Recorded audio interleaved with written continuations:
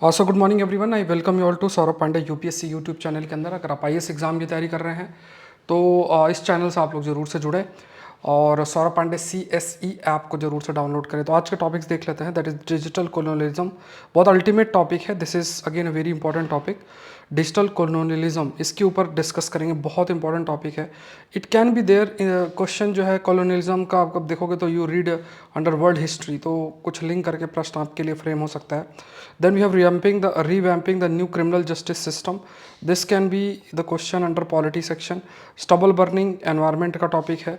Supreme court on governor, तो इसमें काफ़ी सारे आर्टिकल्स आएंगे, बट ऑनरेबल कोर्ट के द्वारा जो बातें बोली गई हैं उसको देखेंगे। पॉलिटी का टॉपिक है। बॉर्डर मैनेजमेंट, जीएस पेपर 3 का टॉपिक है। Early warning system for earthquake, ये आपका GS paper we can include in disaster management, तो जीएस पेपर 3 का है। फिर आपका मेंस का जो है वो वी विल डिस्कस। अब देखो क्वेश्चन जो आज आपके लिए मैंने फ्रेम किया है वो एसे का टॉपिक है। एसे का topic I will not evaluate, क्योंकि इसको आपको लिखना है। जो क्वेश्चन मैं आपको मंडे टू फ्राइडे दूंगा आकलन सीरीज़ के अंदर आपको पोस्ट करना है, और सैटरडे संडे में आपके सारे ही जितने आंसर हैं वो ऑलमोस्ट आपके इवेलुएट हो जाएंगे, ठीक है। सो यहाँ पे एक ऐसे टॉपिक आप देख लो। We can not solve problems with the things with thinking we employed when we came up with them.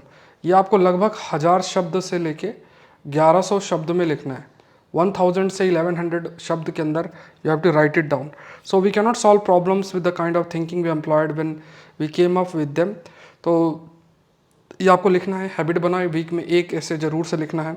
आपको Saurabh Pandey CSE app download करना है। कल रात को 9 बजे आपका टेस्ट भी है, एडवांस करंट अफेयर्स जो प्रीलिम्स का 2 इयर्स का जो चल रहा है डिस्कशन, तो उसका आपका टेस्ट है। इस सीरीज़ को आपको ज़रूर से ज्वाइन कर लेना है। टेस्ट प्लीज़ मिस ना करें, एक अटेम्प्ट दें तो आपको थोड़ा सा पता चलेगा टेस्ट या एडवांस करंट अफेयर्स होता क्या है, आपका लेवल क्या है। उससे फिर थोड़ा आप सीरियसली उस चीज़ को ले पाएंगे अगर आप प्रीलिम्स की तैयारी कर रहे हैं। तो ये जो है आपका टेस्ट शेड्यूल्ड है रात को 9 बजे, ऑलरेडी शेड्यूल्ड है, आप लोग जाके देख सकते हैं। सौरभ पांडे CSE ऐप में जाके आकलन सीरीज़ में आप अपने आंसर को इवेलुएट करा सकते हैं। तो ये आप अपने आंसर पोस्ट करके और इसका इवेलुएशन होगा। एग्रीकल्चर ऑप्शनल चल रहा है, तो ये भी आपको ज़रूर से ज्वाइन कर लेना है। अभी ऑफर है, चल रहा है 30% ऑफ का। तो ये सब कुछ आपको सौरभ पांडे CSE ऐप के अंदर है और कहीं भी आपको ज्वाइन नहीं करना है, ठीक है। कोई मेरे नाम से भी कई कोर्सेज सेल हो रहे हैं तो वो अवॉइड करना है।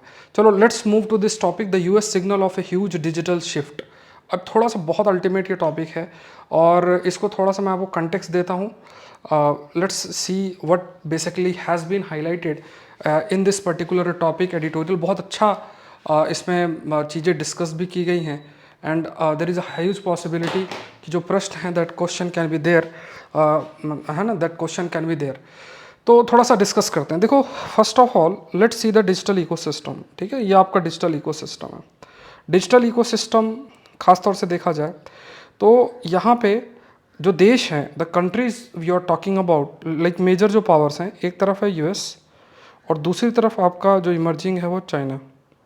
अब देखो हो क्या रहा है कि सपोज अगर देखा जाए तो विथ फोर्थ इंडस्ट्रियल रिवोल्यूशन, जिसे हम कहते हैं digital revolution, it is also called as digital revolution, और it is also stated country with a greater technology based product.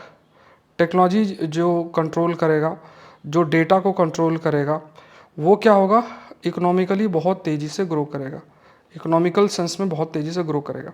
अब देखो यहाँ पे दो पावर है, एक तरफ यूएस है, एक तरफ चाइना है। अब सपोज करो, इस सिचुएशन को समझना।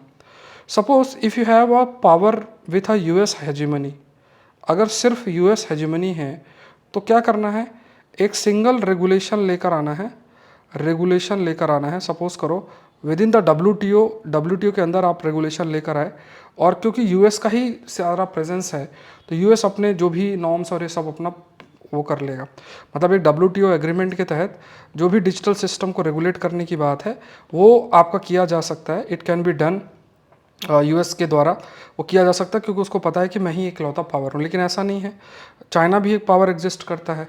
तो सपोज करो अगर वो ऐसा कोई एग्रीमेंट लाता है तो दूसरे इक्वली केपेबल जो देश है, जैसे चाइना है या कोई भी देश है, it will also have the same opportunity as US. तो इस वजह से यूएस को ये लगा कि अगर मैं इसको सिंपल रेगुलेशन या डब्ल्यूटीओ के माध्यम से, जैसे ये इन्होंने कह दिया कि अरे डेमोक्रेसी के लिए डेटा फ्लो बहुत ज़रूरी है, इस टाइप के नरेशंस क्रिएट कर लिए, और डेटा प्राइवेसी इतनी मैटर नहीं करती, कुछ भी इस टाइप की चीज़ें कर ली, तो वो सभी के लिए एप्लीकेबल हो जाएगा। तो इन्होंने क्या किया, विड्रॉ कर लिया WTO एग्रीमेंट से, और विड्रॉ करके खुद से डोमेस्टिक लॉ के माध्यम से, जो डोमेस्टिक लॉ है उसके माध्यम से चीज़ें रेगुलेट करना, चाहे AI का एप्लीकेशन हो या डिजिटल इकोसिस्टम को यूज़ करना हो। तो ये एक चीज़ है, मतलब डिजिटल इकोसिस्टम या डेटा फ्लो या AI का यूज़ है, इसको डोमेस्टिक लॉ के माध्यम से they are trying to regulate it. अब ये एक सिस्टम डेवलप कर रहा है। अब देखो जनरली क्या हो रहा है कि इसकी वजह से यू कैन फाइंड जो है एक फ्रेगमेंट डिजिटल सिस्टम आपको डेवलप होगा, क्योंकि सभी के अपने अपने डोमेस्टिक लॉज होंगे, अलग अलग तरीके से जो है चीज़ें रन की जाएंगी, सब अपने डोमिनेंस को इंक्रीज करना चाहेंगे, और इस पूरे सिस्टम के अंदर based on certain presence, technological application, किसके कितना डेटा पे कंट्रोल है, डिजिटल इकोसिस्टम में किसका कंट्रोल है, there will be a digital cold war, digital cold war, ठीक है, जो वर्ल्ड वॉर के टाइम पे भी हुआ था। You will have a digital cold war की स्थिति जो है वो बन सकती है। तो यही कुछ एंगल में बातें बोली गई हैं, तो इसको थोड़ा सा डिस्कस करते हैं। देखो यहाँ पे एक बहुत अच्छा टर्म मेंशन्ड है, you can see here, that is the digital colonialism. यहाँ पे क्या है कि ये जो डिजिटल कोलोनियलिज्म क्या है, आप पूरे तरीके से डिजिटल इकोसिस्टम को कंट्रोल कर रहे हो, पूरी जो डिजिटल इकोसिस्टम उसमें कंट्रोल और उसमें ओनरशिप जो है वो अटेंड कर ली गई है। अब ये स्थिति है कि आप अगर पूरे डेटा को कंट्रोल कर रहे हो, अगर आप डेटा कंट्रोल करो, आप हर चीज़ कंट्रोल कर सकते हो। अब जैसे मान लो हम हर चीज़ अपने से रिलेटेड हर चीज़ शेयर करते हैं, तो जो डेटा है उस डेटा के माध्यम से इवन आपके माइंड, आपके बिहेवियर, इसको भी मैनिपुलेट किया जा सकता है। तो जो डिजिटल आप कोलोनियलिज्म है, इसमें कहा गया या तो आप प्लेटफॉर्म को ओन करें, फिर उसके बाद प्लेटफॉर्म को ओन करने के बाद पूरा का पूरा जो नॉलेज है उसको ओन करें, फिर जो गोल्स हैं सर्टेन वो ओन करें। तो जैसे मान लो आप कोई भी सोशल मीडिया प्लेटफॉर्म क्रिएट कर लिया, जैसे यूएस की ही बड़े बड़े डिजिटल इकोसिस्टम है, बड़ी बड़ी जो कंपनी है अमेजन, फेसबुक और ये सब क्या यूएस की कंपनीज हैं, इसके माध्यम से क्या पूरा डिजिटल सिस्टम इन्हीं का है। अब उससे सारा डेटा जनरेट हो रहा है, वो डेटा कैसे शेयर हो रहा है, क्या हो रहा है, अंदर से ऊपर से तो बोलेंगे ऐसा कुछ नहीं है, लेकिन अंदरूनी किस तरीके से पता नहीं। अब इसमें जब आपका होगा तो व्हाट विल हैपन कि जब ये डिजिटल इकोसिस्टम होगा, तो एक बहुत अच्छा एग्जांपल है, जैसे मान लो 60% जो पूरा वेब कंटेंट है वो इंग्लिश में है, और मात्र 10% वर्ल्ड की पॉपुलेशन इंग्लिश में बात करती है। तो आप खुद सोचो कि जो विश्व की पॉपुलेशन 10% ही इंग्लिश में बात करती है, लेकिन सारा कंटेंट ऑलमोस्ट सारा सब कुछ इंग्लिश में है। तो इससे क्या होगा कि एक कल्चरल हेजिमनी जो है वो देखने को मिलेगी, कल्चरल हेजिमनी होगी, कल्चरल का स्प्रेड होगा, मार्केट होगा। तो ज़रूरी नहीं कि किसी के देश में आपको टेरिटरी को कंट्रोल करना है, इस इकोसिस्टम को कंट्रोल करके आप पूरे के पूरे उस देश के माइंडसेट तक को कंट्रोल कर सकते हो, कल्चरल एस्पेक्ट को जो है वो आप कंट्रोल कर सकते हो। तो ये जो एक नई टेंडेंसी है, इसी नई टेंडेंसी को डिजिटल कॉलोनियलिज्म शब्द भी इस्तेमाल जो है किया जा रहा है। एंड हम हर चीज़ ऑलमोस्ट लूज़ कर रहे हैं, जैसे जो ह्यूमन कल्चरल एस्पेक्ट से रिलेटेड है, ह्यूमन कल्चरल एस्पेक्ट से रिलेटेड है, चाहे वो पोएट्री हो, चाहे वो बहुत सारी चीज़ें, हर चीज़ को वी हैव टर्न इनटू। अब जैसे पहले के टाइम पे कोई मान लो ट्रेडिशनल चीज़ें जो है वो आपकी पॉपुलराइज थी, अब वो दूसरे कल्चरल कंटेक्स्ट में वो आपकी रिप्लेस हो रही हैं। तो ये सब चीज़ें क्या हैं, डिजिटल कॉलोनियलिज्म की तरफ लेकर चीज़ों को जाएंगी। अब देखो एक राइटर थे थॉमस एल फ्रीडमैन, इन्होंने फ्लैट वर्ल्ड की बात की थी। फ्लैट वर्ल्ड का मतलब ये है कि देयर इज़ नो बॉर्डर, और डिजिटल इकोसिस्टम एटलीस्ट जो है वो फैसिलिटेट कर रहा था फ्लैट वर्ल्ड को। तो चीज़ें सब डिपेंड करता है इकोनॉमिक इंटीग्रेशन पे, इकोनॉमिक लेवल पे किसका कितना कंट्रोल है, उस पर सारा सब कुछ आपका निर्भर जो है करता है। लेकिन अब क्या है कि यूएस की अगर बात की जाए, जहाँ पे ज़्यादातर बड़ी बड़ी बिग टेक कंपनीज़ हैं, उसके बाद information communication technologies for development, तो यहाँ पे ये कहा गया कि ये जो नए प्रकार की जो बड़ी बड़ी बिग टेक कंपनीज़ हैं, they are redefining things, even क्या डेमोक्रेसी है, क्या उसके प्रिंसिपल्स हैं डिजिटल इकोसिस्टम के अंदर, that basically is controlled by these big techs, जो बड़ी बड़ी कंपनीज है वर्ल्ड की, और they are basically US owned.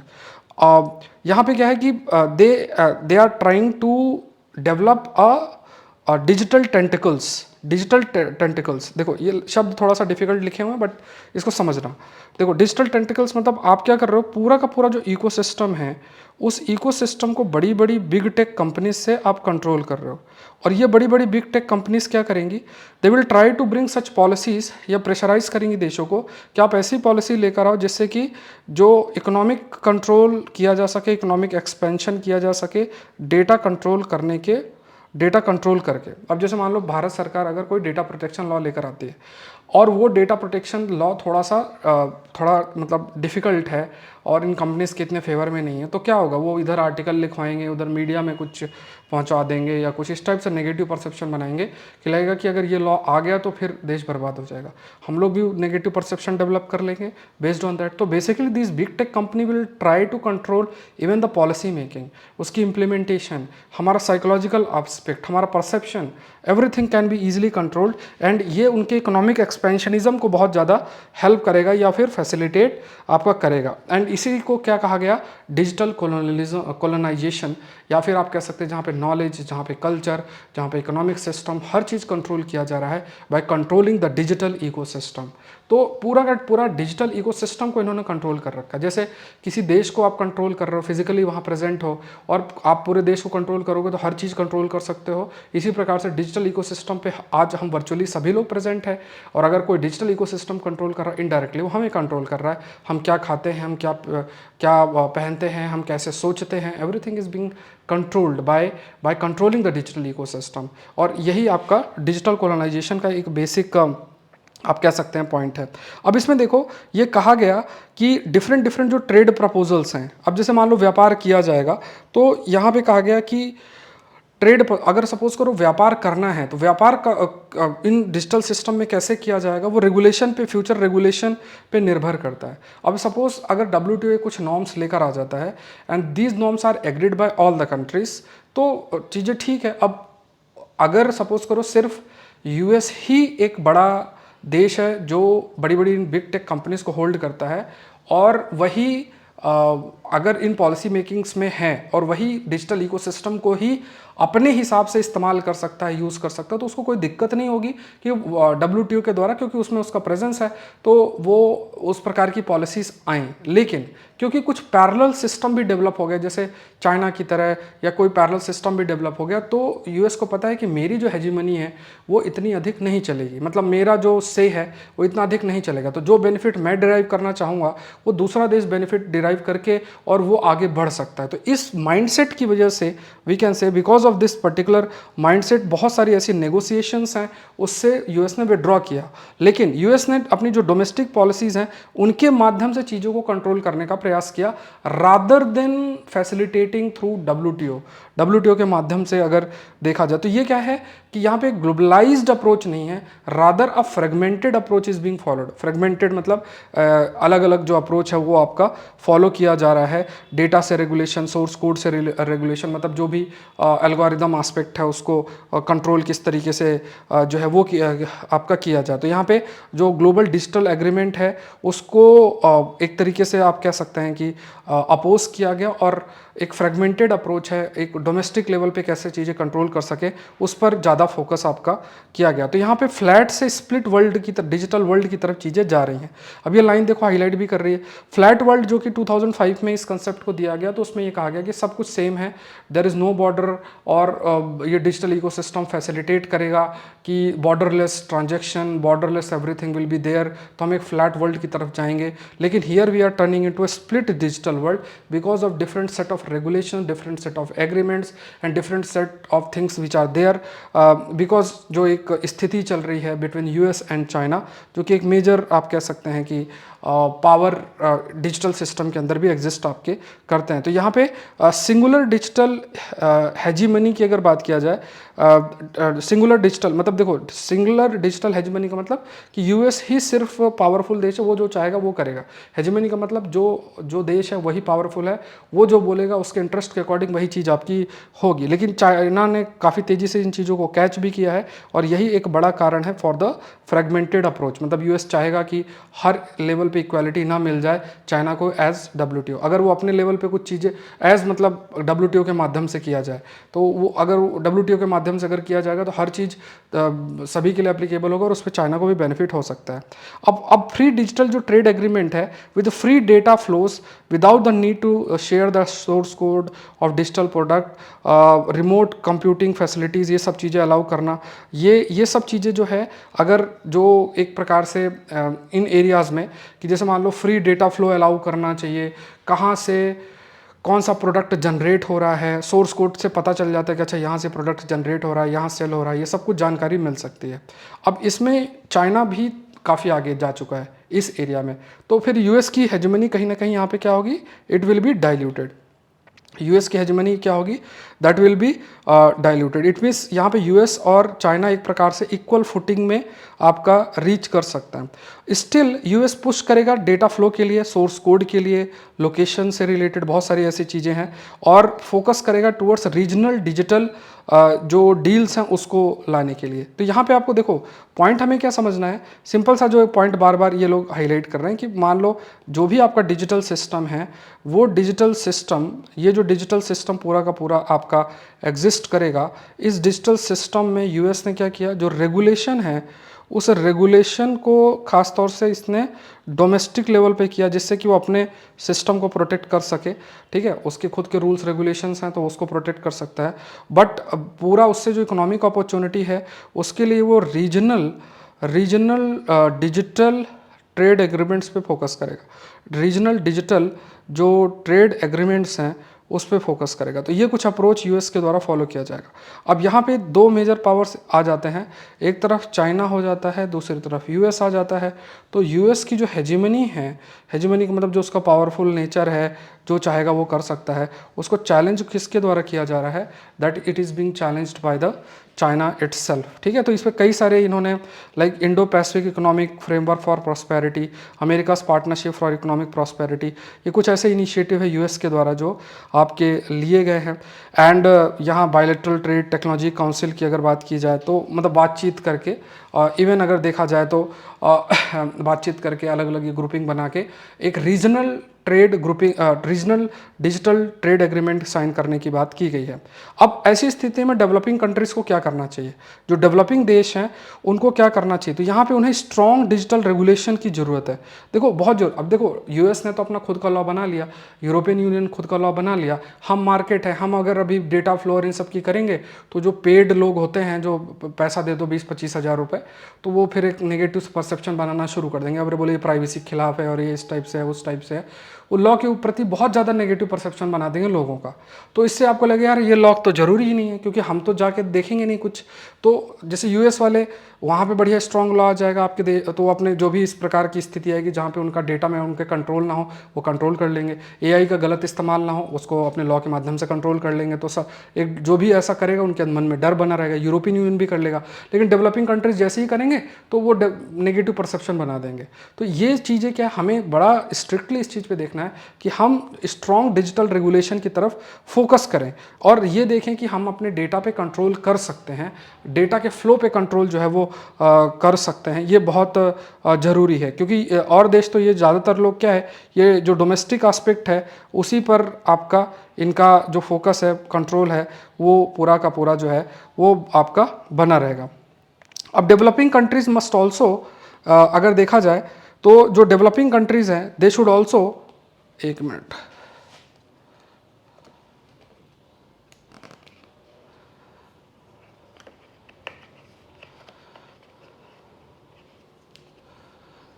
कई बार टेक्निकल इश्यूज आ जाते हैं।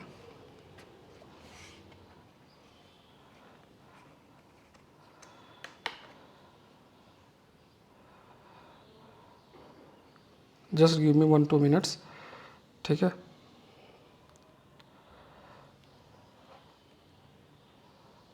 देखो एक चीज़ हम लोग कंटिन्यू करते हैं, जस्ट गिव मी 1-2 मिनट्स।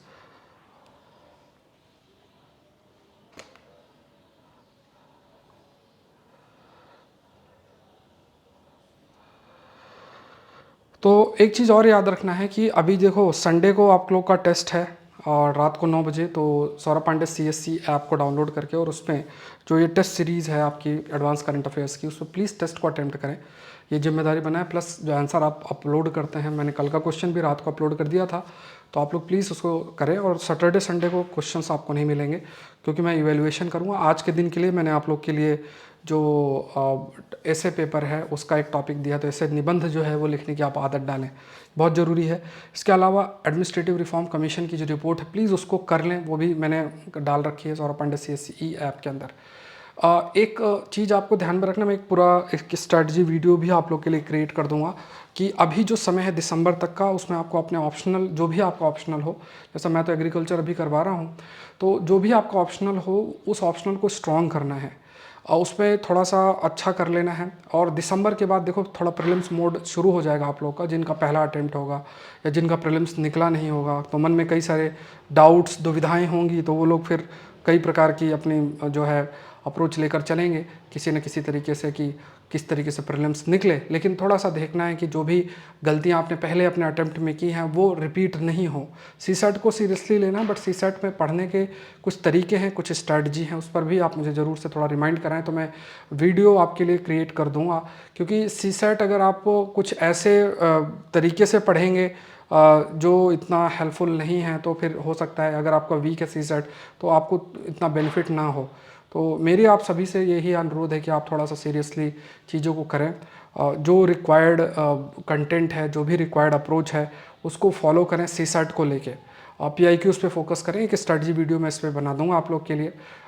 फिर आपका जो GS को लेकर है अप्रोच है, तो geography, environment, science, agriculture, IR, इन एरियाज़ में जो आपका फोकस होना चाहिए, मतलब इन एरिया से बहुत अधिक प्रश्न आपको लोग के लिए आ रहे हैं, 50% प्रश्न इन एरिया से आ रहे हैं, नॉन ट्रेडिशनल ये पार्ट हैं, तो इनको थोड़ा सा सीरियस ले लें, इनको इग्नोर ना करें, ये मेरा कहना है आप लोग के लिए। थोड़ा सा आप लोग ध्यान दें कि ऐसी चीज़ें मिस ना हो और ऐसी चीज़ें आप रेगुलर बेसिस में फॉलो करें, बहुत इंपॉर्टेंट है ये सारी चीज़ें, ठीक है।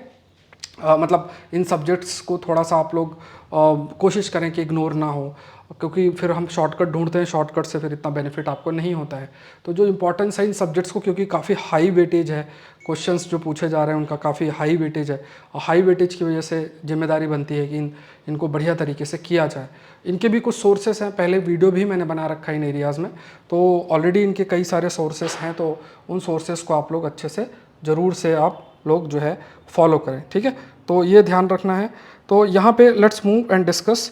तो यहाँ पे हमें क्या इस चीज़ समझनी है, ख़ास तौर से जो डेवलपिंग वर्ल्ड है, कि हमें एक स्ट्रॉन्ग, ये आर्टिकल फर्दर डिस्कस करता है कि हमें स्ट्रॉन्ग डिजिटल रेगुलेशन की तरफ फोकस करना है। एंड ये जैसे अब ये लोग तो जैसे यूरोपियन यूनियन है, US है, ये तो डोमेस्टिक रेगुलेशन के माध्यम से वो देख लेंगे कि उनका जो डिजिटल इकोसिस्टम है उसको कोई गलत तरीके से इस्तेमाल ना करे या उनके इंटरेस्ट के अगेंस्ट जो है वो इस्तेमाल ना करें। बट ये देखना है कि यहाँ पे जो विश्व है, क्योंकि विश्व क्या है, पोलराइज्ड हो रहा है इन दोनों देशों के बीच में, तो ये थोड़ा सा देख लें कि US और चाइना है, इसी के जो डिजिटल कोल्ड वॉर है उसी में हम ट्रैप में ना आए। तो हमें देखना है कि जो भी डेवलप्ड देश है वो अपनी एक इंडिपेंडेंट पॉलिसी लेकर आए, जो भी डेवलप्ड देश है वो अपनी इंडिपेंडेंट जो है वो पॉलिसी लेकर आए और उस पॉलिसी के माध्यम से अपना जो डेटा फ्लो और सब कुछ है वो आपका कंट्रोल कर सकता है, ये ज़रूरी। अदरवाइज़ फिर क्या होगा, अगर हम ऐसा नहीं करेंगे, so what will happen, digital colonisation, जो मैंने आपको एक्सप्लेन भी किया है कि डिजिटल कोलोनाइजेशन। तो ये डिजिटल कोल्ड वॉर के ट्रैप में हमें नहीं पड़ना, जो मेजर पावर है उसके कंटेक्स्ट में अगर जो है देखा जाए, तो यहाँ पे देखना है कि जो भी हमारी पॉलिसीज़ होंगी, जो भी रेगुलेशंस होंगी, तो रेगुलेशन बहुत ऐसे स्ट्रिक्ट ना हो कि कोई अपॉर्चुनिटी ही ना करे। अब जैसे मान लो डेटा होता है, और डेटा भी दो तरीके का होता है, एक तरफ डेटा होता है पर्सनल, दूसरी तरफ डेटा होता है नॉन पर्सनल। तो आपको क्या है, जो पर्सनल डेटा, जिस डेटा के माध्यम से आपको आइडेंटिफाई किया जा सकता है, जिससे रिलेटेड आपकी प्राइवेसी है, तो वहाँ पे फिर आपको स्ट्रिक्ट रेगुलेशन चाहिए। लेकिन नॉन पर्सनल डेटा भी आपके यहाँ से जो भी फ्लो हो रहा है जैसे मान लो कंजम्पशन डेटा या कुछ इस तरीके से है, तो नॉन पर्सनल डेटा पे भी आपको कंट्रोल होना चाहिए कि कोई भी उसका एक्सप्लॉयटेशन ना कर सके। और अगर इसका बेनिफिट है तो हमारी जो इंडस्ट्रीज़ हैं उनको भी उसका बेनिफिट मिलना चाहिए। तो चाहे वो अलग डिजिटल पब्लिक इंफ्रास्ट्रक्चर हम डेवलप कर रहे हैं, हम पॉलिसीज़ क्रिएट कर रहे हैं जिससे डिजिटल जो इंडस्ट्री है वो डेवलप हो सके, तो उसके लिए हमें ज़रूरी है कि हम एक पॉलिसीज़ तो लेकर आएँ जिससे कि रेगुलेशन भी प्रॉपर हो, प्लस अपॉर्चुनिटीज़ क्रिएट हो, प्लस एक्सप्लॉइटेशन ना हो, और हम डिजिटल कॉलोनाइजेशन का हिस्सा ना बने। Let's move to the next topic, criminal justice system to fit the bill. ये टॉपिक आपका पॉलिटी का से रिलेटेड है। इस पर हमने ऑलरेडी डिस्कस भी किया है कि सरकार ने आईपीसी सीआरपीसी को रिप्लेस करके नया बिल भी लेकर आए हैं। तो उस बिल के कुछ फ्लॉज हैं, या आप कह सकते हैं अपॉर्चुनिटीज़ हैं। सपोज करो कि क्रिटिकल एनालिसिस और कुछ ऐसा प्रश्न अगर आपके लिए आता है तो आप इस पर बढ़िया तरीके से लिख सकते हैं। तो लेट्स सी। तो गवर्नमेंट ने अभी इंट्रोड्यूस किया है इंडियन पीनल कोड, ये जो to replace the core law Indian penal code 1860, code of criminal procedure 1973, Indian evidence act, इसको जो है इनको रिप्लेस करने के लिए बिल लेकर आए हैं। और इन बिल का जो है, जैसे भारतीय न्याय संहिता बिल जो कि आईपीसी को रिप्लेस करेगा, भारतीय नागरिक सुरक्षा संहिता बिल जो कि सीआरपीसी को रिप्लेस करेगा, और भारतीय साक्ष्य बिल जो कि इंडियन एविडेंस बिल को रिप्लेस करेगा। तो ये बिल्स जो हैं दे विल रिप्लेस जो पुराने जो हमारे आईपीसी सीआरपीसी और इंडियन एविडेंस एक्ट है उनकी बात करें। और एम क्या है कि खास तौर से जो सर्टेन गैप्स है उनको फुलफिल करना। मतलब जैसे जो IPC CrPC Indian evidence act है, तो उसमें जो भी सर्टेन गैप्स एग्जिस्ट करते हैं उनको किस तरीके से उन गैप्स को फिल किया जाए, इस पर फोकस है। अब देखो यहाँ पे इन्होंने कहा कि कोई भी लॉ अगर हम उसको मॉडर्नाइज करते हैं, मॉडर्नाइज का मतलब है कि जैसे जो प्रिवेलेंट आपकी लॉस चल रहे हैं वो, जैसे अब आईपीसी सीआरपीसी वो तो बहुत पुराने 1860s और इस टाइम से पुराने हैं। आज के टाइम पे नई ज़रूरतें हैं, नए तरीके के चैलेंज है, पुरानी जो चीज़ें थी आज के समय बहुत सारी चीज़ें रेलिवेंट नहीं हैं, तो लॉ को मॉडर्नाइज करना जरूरी है। बट जब भी हम लॉ को मॉडर्नाइज करते हैं तो कुछ बातों को देखना है। अब इसमें इन्होंने कहा कि जैसे जो बिल है, whether this bill exclude civil law और नॉट, लाइक क्रिमिनल लॉ। जैसे मान लो क्रिमिनल लॉ सिविल लॉ क्या, जैसे डाइवोर्स है, मैरिज है, ये सिविल लॉज होते हैं। और क्रिमिनल लॉज क्या होते हैं, जैसे कोई जो क्राइम होते हैं बड़े बड़े, उनको डील क्रिमिनल लॉ के माध्यम से आपका किया जाता है। तो यहाँ पे देखना है कि ये जो बिल है, क्या ये बिल सिविल लॉ को एक्सक्लूड करते हैं कि नहीं करते हैं, ये देखना जरूरी है। So criminal law deals with the issue that are seen as an offence against the border society, और while the civil law deal with the loss to a person. तो सीआरपीसी की अगर बात किया जाए तो कुछ चीज़ें उसमें भी इंक्लूडेड है। तो ये थोड़ा सा देखना है कि वेदर वी आर, अगर हम लॉ के मॉडर्नाइजेशन की बात करें तो हमें देखना है कि हम सिविल लॉस को भी क्रिमिनल लॉ के अंदर इंक्लूड ना करें। तो वो थोड़ा सा गैप मेंटेन करना जरूरी है। जैसे सीआरपीसी के अंदर मेंटेनेंस ऑफ वाइफ और चिल्ड्रन आफ्टर डाइवोर्स, उस चीज़ को इंक्लूड किया गया है। तो क्रिमिनल लॉ के अंदर जो है हमने सिविल लॉ के पार्ट को भी इंक्लूड कर लिया। तो ये थोड़ा गैप मेंटेन करना है अगर if you want to like modernise the law.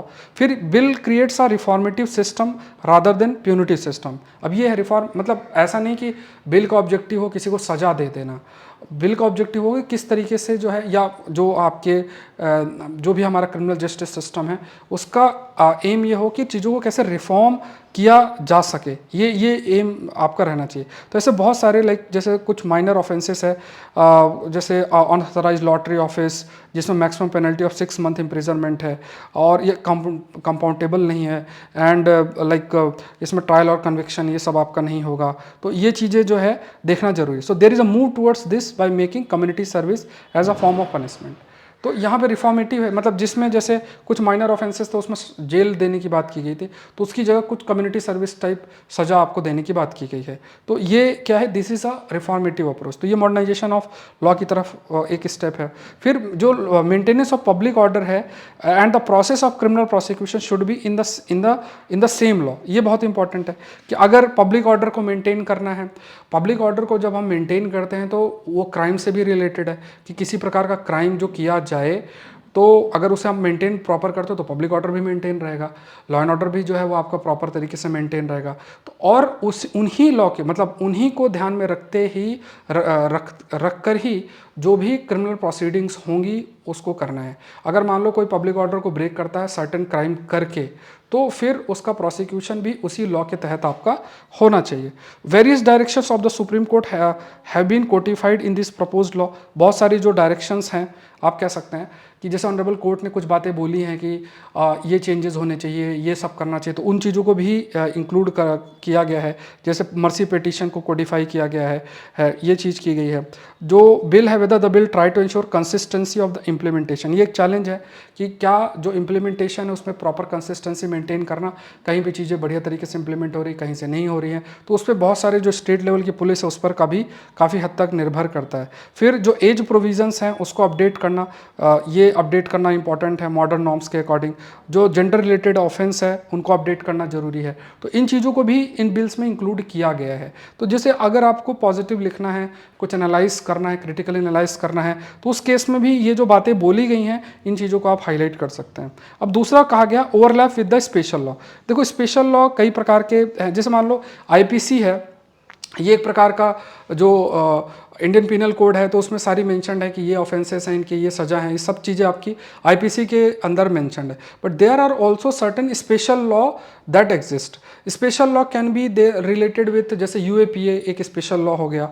कई ऐसे लॉज आपके होंगे जैसे फूड एडल्ट्रेशन से रिलेटेड होगा, बॉन्डेड लेबर से रिलेटेड, रैश ड्राइविंग से रिलेटेड है, तो इसके लिए आपके पास स्पेशल लॉज हैं। तो क्या जो बिल है वो बिल ओवरलैप करता है इन सारे कुछ स्पेशल लॉ से कि नहीं? तो आंसर है yes.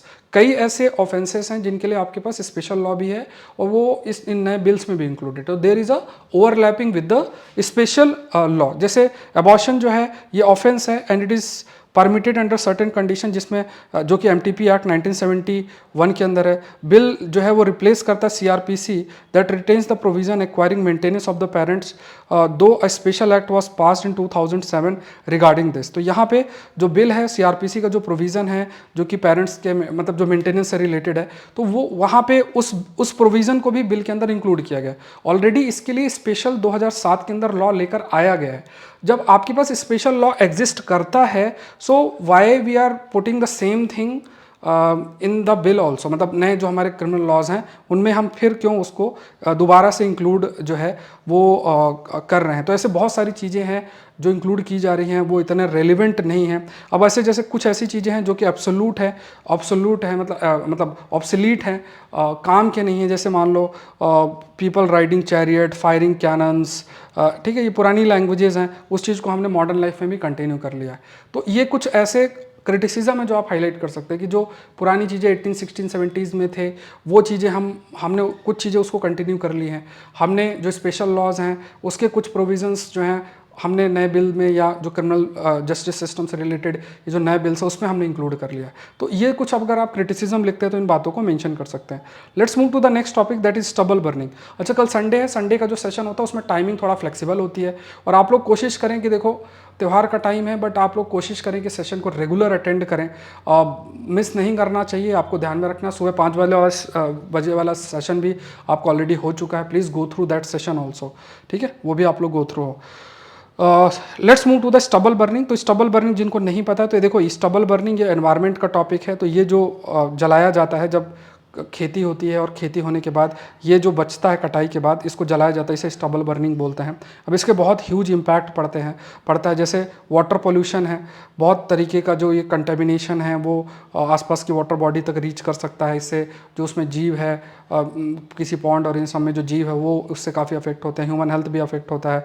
Air pollution common sense है तो पता ही है। फिर उसका सॉइल भी काफ़ी अफेक्ट होती है क्योंकि आप इसमें आग लगाओगे, आग लगाने से सॉइल के जो माइक्रो ऑर्गेनिजम्स है वो मरते हैं और ये कई प्रकार के न्यूट्रिएंट्स है सॉइल में वो आपके अफेक्ट होते हैं। फिर उसके बाद ग्रीन हाउस गैस का एमिशन जो है, जो ग्रीन हाउस गैस का एमिशन है उसमें कंट्रीब्यूशन आपका रहता है। एक्सट्रीम वेदर कंडीशंस हैं या जो रेन है, रेन पैटर्न ऑल्सो अफेक्टेड, क्योंकि देखो इतनी ज़्यादा धुआं रहता है और प्लस इससे जो आपकी सोलर लाइट है उसका डिस्ट्रीब्यूशन इज़ ऑल्सो अफेक्टेड, क्योंकि पूरे छोटे छोटे पार्टिकल्स कण पूरे आसमान में छा जाते हैं।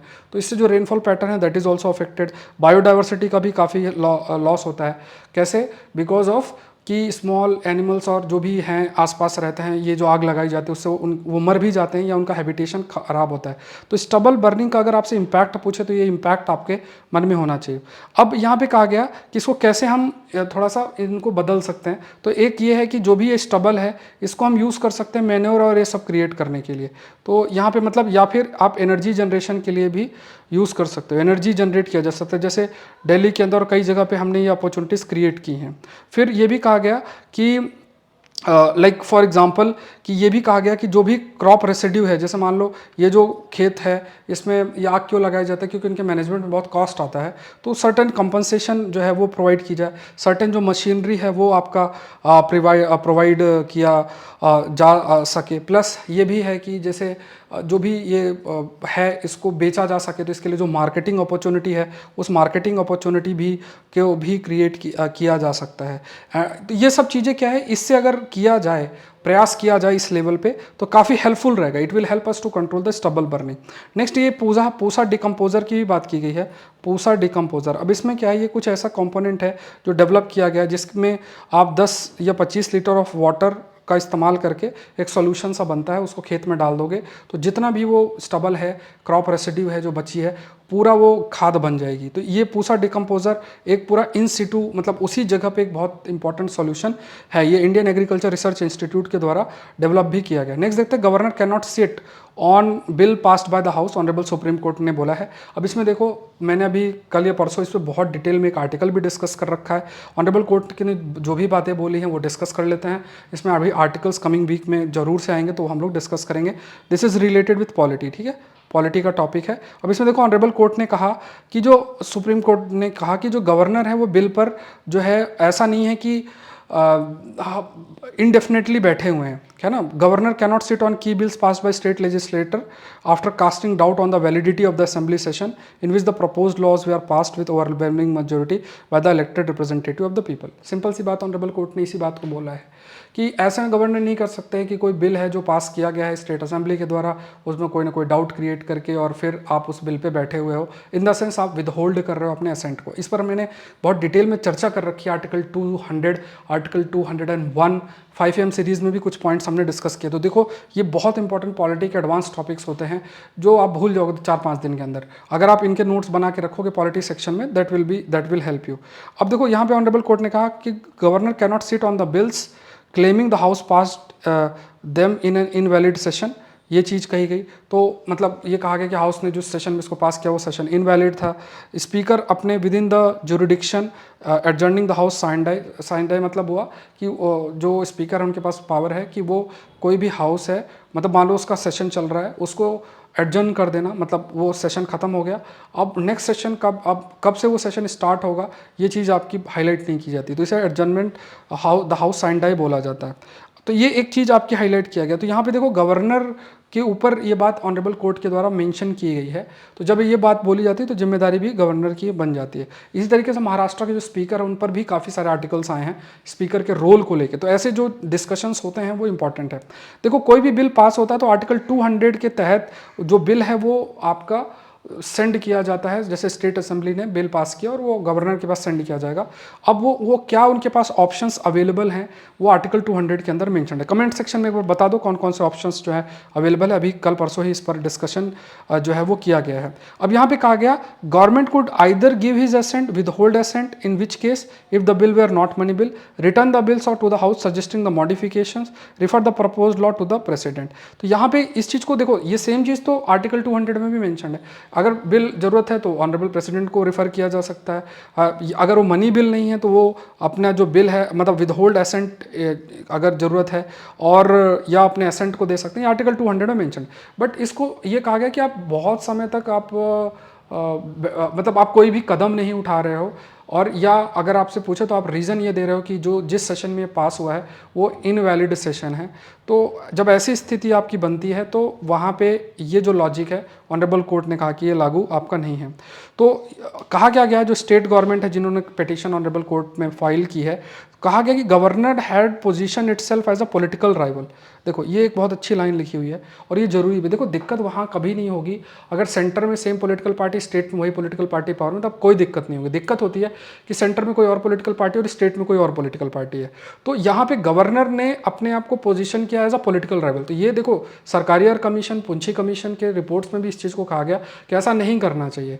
हाँ, एक कॉन्स्टिट्यूशनल पोजीशन है, एक कॉन्स्टिट्यूशनल इंडिपेंडेंट बॉडी है, तो गवर्नर ब्रिज के रूप में काम कर सकते हैं सेंटर और स्टेट के बीच में, ना कि एक पॉलिटिकल राइवल के रूप में जो है वो कार्य करना चाहिए। और ये कोई constitutional position versus electoral government के बीच का कन्फ्लिक्ट के रूप में रिप्रेजेंट ना हो, ये चीज़ भी देखना जरूरी है। नेक्स्ट देखते हैं, 168 village along the China border to get road connectivity in a year. तो ये टॉपिक भी इंपॉर्टेंट है। बॉर्डर मैनेजमेंट एक इंपॉर्टेंट टॉपिक है जीएस पेपर 3 के अंदर। अब देखो भारत के अंदर ये थोड़ा बॉर्डर का आपका डेटा होना चाहिए। जैसे अगर बॉर्डर अगर देखा जाए तो लगभग ये पीओके में आज के समय 106 किलोमीटर अफगानिस्तान के साथ है। मतलब ये जो रीजन अगर आप देखोगे ना, तो ये अभी पाकिस्तान के पास है। ये इतना बॉर्डर हमारा पाकिस्तान के साथ है, ये चाइना के साथ बॉर्डर है, म्यांमार के साथ, बांग्लादेश के साथ, ये कोस्टल इलाके हैं। तो देखो हर तरीके का चैलेंज है। जैसे यहाँ पे क्या ब्रह्मपुत्र रिवर बहती है, तो यहाँ अपना चैलेंज है, ये अपने कोर्स चेंज करती रहती है। इलीगल माइग्रेशन का चैलेंज यहाँ है, यहाँ पे ओपन बॉर्डर है, यहाँ अपना चैलेंज है, यहाँ भी ओपन बॉर्डर है, अपना चैलेंज है, ठीक है। इधर वहाँ कई सेपरेटिस्ट ग्रुप हैं, तो यहाँ अपना चैलेंज है, यहाँ पे डेजर्ट है, यहाँ पे जंगल है, और ये सब अपना, तो हर तरीके के चैलेंजेस है। यहाँ पे सर क्रीक है, यहाँ अपना चैलेंज है। तो ये इंडिया के डिफरेंट बॉर्डर पे डिफरेंट तरीके से आप कह सकते हैं चैलेंजेस एग्जिस्ट करते हैं। बट बॉर्डर मैनेजमेंट अगर आपको करनी है, तो जो बॉर्डर में विलेजेस हैं, जैसे वाइब्रेंट विलेज और इस सब में फोकस भी किया है, उनका डेवलपमेंट इंपॉर्टेंट है। देखो जनरली अगर आप उनमें डेवलपमेंट नहीं करोगे तो ये लोग माइग्रेट करके चले जाएंगे। जब ये माइग्रेट करके चले जाएंगे तो क्या है, ये जो विलेजेस हैं they act as eyes and ears. कभी कन्फ्लिक्ट की सिचुएशन है तो जो मदद है ये इनके द्वारा ही किया जाता है, और ये नज़र बना के रखते हैं कि अच्छा कौन है कौन नहीं है, तो और सिक्योरिटी फोर्सेस के साथ अच्छा रिश्ता बना रहता है। तो ये हेल्प करता है बॉर्डर मैनेजमेंट पे। तो अभी फोकस क्या किया गया है कि यहाँ पे पूरा जो इंफ्रास्ट्रक्चर है उस इंफ्रास्ट्रक्चर को डेवलप भी किया जाएगा माइग्रेशन को रोकने के लिए। उसके लिए सर्टेन फंड भी किया गया है, और वाइब्रेंट विलेज प्रोग्राम के तहत ये स्टेप्स भी आपके लिए जाएंगे। इसके अलावा सेल्फ सस्टेनेबल एनर्जी बिल्डिंग पर भी फोकस किया गया है। तो जैसे इसमें फोकस ये है कि ये ऐसा स्ट्रक्चर बनाया जाएगा, जैसे बहुत अगर टेम्परेचर लो है तो उससे हमारे जो सिक्योरिटी फोर्सेस वाले हैं वो अफेक्ट ना हो। तो ये सब चीज़ें, तो सेल्फ सस्टेनेबल एनर्जी बिल्डिंग भी आपकी इसमें बनाई जाएगी, ये इस पर भी फोकस है। नेक्स्ट देखते हैं, trimmer reveals gap in emergency alert system. इस चीज़ को आप हाईलाइट कर सकते हो डिजास्टर मैनेजमेंट के कंटेक्स्ट में। तो यहाँ पे देखो कहा गया है कि जब भी कोई बड़ा अर्थक्वेक आता है तो जैसे जो गूगल है वो अलर्ट जारी करता है, और डिजास्टर मैनेजमेंट अथॉरिटीज़ और गूगल के बीच भी एक तरीके से अंडरस्टैंडिंग होती है कि आप जो है तुरंत अलर्ट जारी कर सकते हो और जो गाइडलाइंस है वो प्रोवाइड कर सकते हो। और ये देखा भी गया, तो अभी नेपाल में अर्थक्वेक आया, बार बार अर्थक्वेक आ रहा है, तो वो जो अर्थक्वेक है तो उसमें गूगल ने तुरंत मैसेजेस दिया, इंडिया में नहीं आया। तो अब इसके पीछे लोग कह देंगे कि यार ऐसा क्यों है। तो गूगल ने क्या बोला, गूगल ने कहा कि देखो ये मैसेज तभी आता है जब ये वैल्यू आपकी मतलब जो वैल्यू है ना, जो अर्थक्वेक की जो वैल्यू वो 3.5 है मॉडिफाइड मर्कैली इंटेंसिटी MMI स्केल के अंदर। अगर इससे कम है तो फिर वो नहीं जाएगा, मैसेज नहीं जाएगा। मैसेज तभी जाएगा जब इससे ज़्यादा हो। अब इस पर थोड़ा सा जो है आप कह सकते हैं कि सोचने वाली बात है कि मान लो अभी छोटा अर्थक्वेक बीच में बड़ा सा आ जाए तो फिर तो एटलीस्ट अलर्ट तो जाए कि देखो अर्थक्वेक आया है, आप अलर्ट रहो। छोटा अर्थक्वेक है तो बड़ा भी आ सकता है। अब ये 3.5 से ज़्यादा है, इसका वेट करने की क्या जरूरत है। तो अर्ली वार्निंग सिस्टम में ये कुछ जो फ्लॉज हैं इनको भी दूर करना जरूरी बन जाता है, ठीक है। ये चीज़ आपके हाईलाइट की। क्वेश्चन देख लो, we can not solve the problems with the kind of thinking we employed when we came up with them.